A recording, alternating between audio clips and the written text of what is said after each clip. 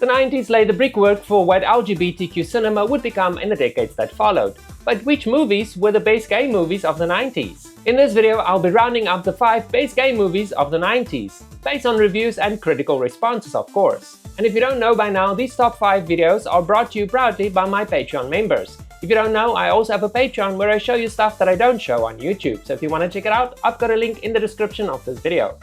With that being said, let's head over towards the rainbow and follow the yellow brick road. Follow the yellow brick road.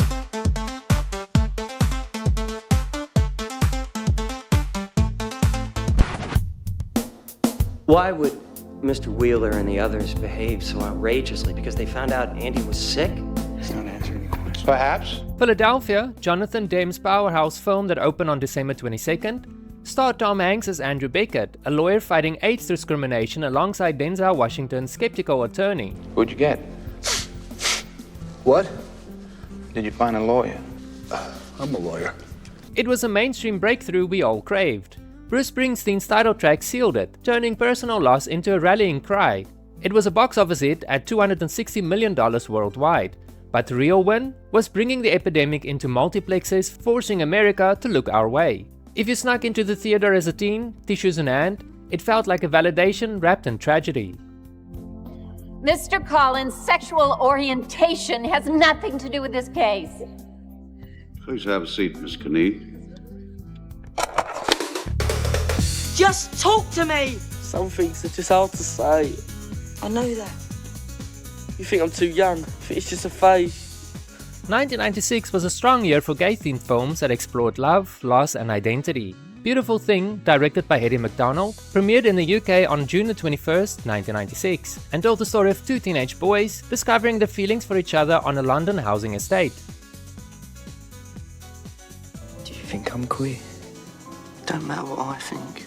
Based on Jonathan Harvey's play, it captured the sweetness of first love amidst working-class challenges, offering a hopeful narrative that resonated with audiences seeking positive gay stories. Critics praised it for its engaging slice-of-life drama and deceptive depth, and Roger Ebert, who was the go-to guy for film reviews back in the day, noted it as essentially a fantasy, but special for its quirky supporting characters. While other critics highlighted its warmth, tenderness, and subversive portrayal of working-class gay life in the post-Thatcher era. I like the lad, Jamie, but he hasn't seen any life. He's good to me. Is he? Yeah. I hereby christen this budget Barbie camper Priscilla, Queen of the Desert. The Adventures of Priscilla, Queen of the Desert detonated across festival audiences in 1994. And not because it was subtle, but because it was joyous. A road trip movie about 2 drag performers and a trans woman traversing the outback. It married the spectacle of drag to real tenderness, and it made anthematic moments out of costume reveals and bus stops. And the Oscar goes to Lizzie Gardner and Tim Chappell for The Adventures of Priscilla, Queen of the Desert. The film won major designing awards, and is still remembered for the theatrical costumes that look like sequins from confessional booths.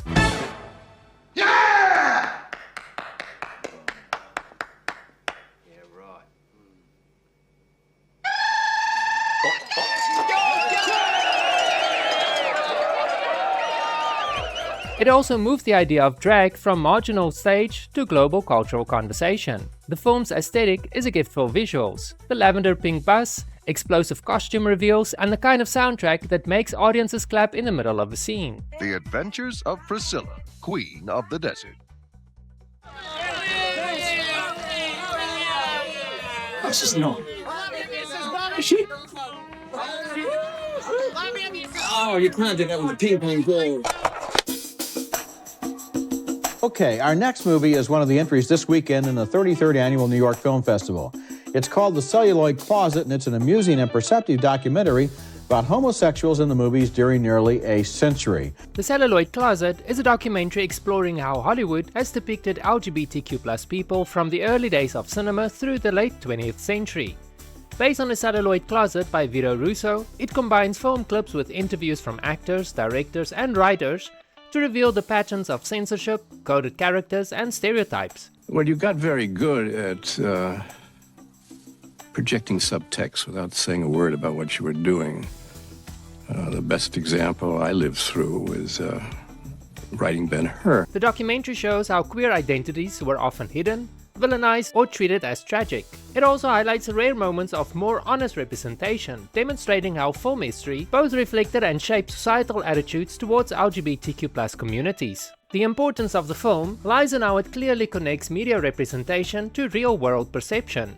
By documenting decades of misrepresentation, it reveals how Hollywood helped to construct harmful ideas about LGBTQ+ people, often portraying them as deviant, laughable, or simply just doomed.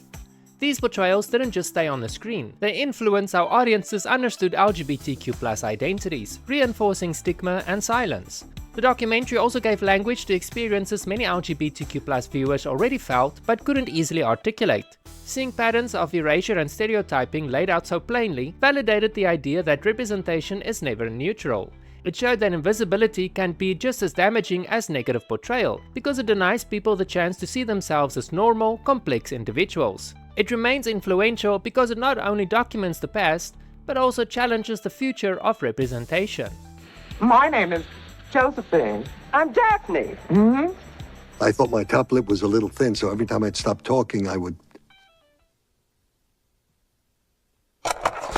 Those balls are more or less like our fantasy of being a superstar, you know, like the Oscars or whatever.